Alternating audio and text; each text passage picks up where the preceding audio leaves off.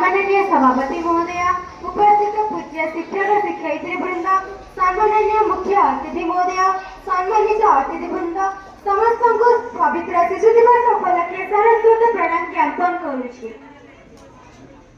शिशु दिवस पंडित जवाहरलाल नेहरू का जन्म दिवस 1899 मसीहा नवेम्बर मास 14 तारिख दिन अल्लाहाबाद आनंद भवन ठारे पिता मोतीलाल नेहरू एवं माता स्वरूपराणी देवी कोड़मंडल करी आम ई धरापृष्ठ को आगमन करथिले पंडित जवाहरलाल नेहरू।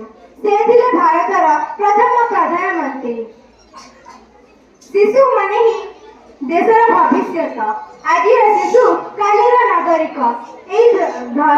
महिमंडल शिशु माने ही स्वर्गर पारिजात पुष्प। सेमानक हाथरे फुटी उठे सुनार कदम्ब। सेमानक दुखरे बिलपी उठे धरा आउ सेमानक कांदारे लुहारे अकाଳରେ बैतरणीरे आसे बन्या।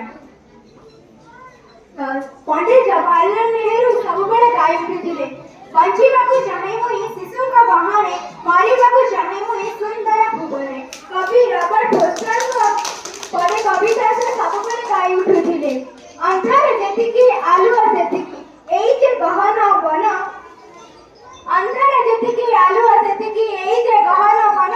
तेणु तू अपना संकल्प अचल रहे मन आगकू पड़िछि पथ बहु दूर आहुरी केते जे बाकी चालिबी न पड़िबी ठगी मुदिबा आगरू आखि। एही महापुरुष 1964 मसीहा मे 27 तारिख दिन इहा धर्म त्याग करथिले।